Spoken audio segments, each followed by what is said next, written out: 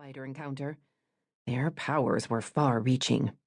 She'd planned to avoid any contact with Gideon for several months. Here it was, less than 5 weeks into her plan, and they'd run into each other. "I'm working," she said, returning her attention to his question. "How did you know I was in town?" "Justice told me." "He did?" Something her business associate hadn't mentioned to her. "When?" "A few weeks ago." Gideon's mouth curved into a smile. "He told me to stay away from you." His voice, she thought, trying not to get lost in the memories of what the sound meant to her. While olfactory recollections were thought to be the strongest, a sound or phrase could also shift a person back to another time. Felicia had no doubt she could easily be transported by Gideon's scent. Right now, she was most concerned about its voice. He had one of those low, sexy voices. As ridiculous as it sounded, the combination of tone and cadence reminded her of chocolate.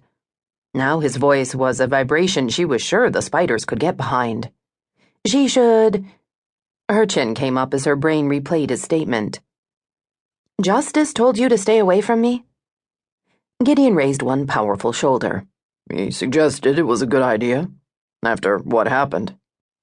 Outraged, she planted her hands on her hips, then thought hitting Justice was a far better idea. Only he wasn't there.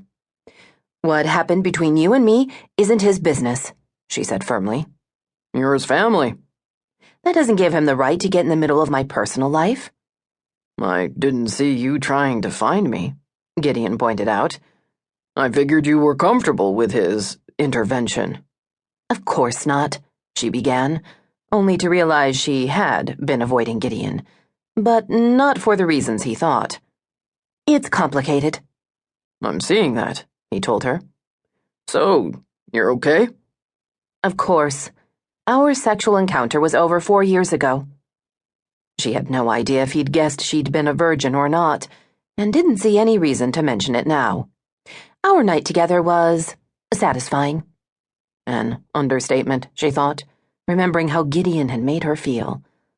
"I'm sorry Justice and Ford broke down the hotel room door the following morning." Gideon's expression changed to one of amusement.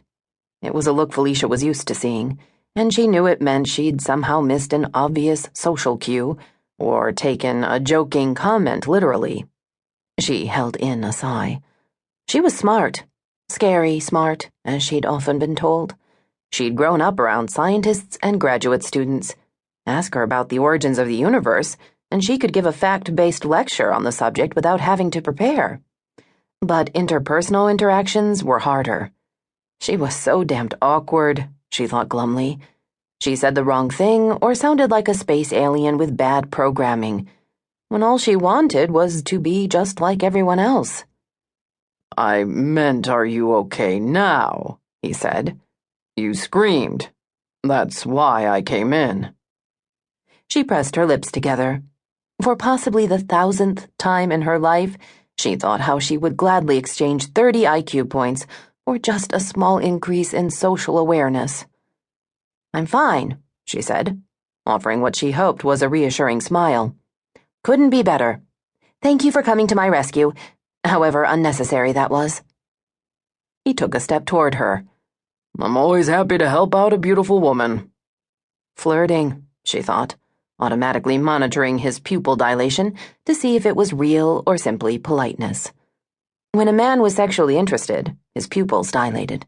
But it was too dark in the warehouse for her to be sure. "What made you scream?" he asked. She drew in a breath. "I saw a spider." One eyebrow rose. "It was large and aggressive," she added. "A spider?" "Yes. I have issues with them." "Apparently." "I'm not stupid. I know it's not rational." Gideon chuckled.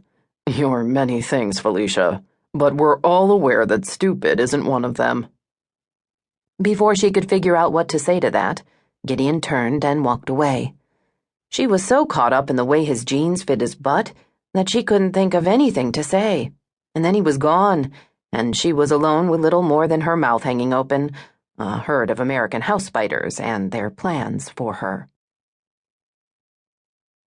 Gideon Boylan knew the danger of flashbacks.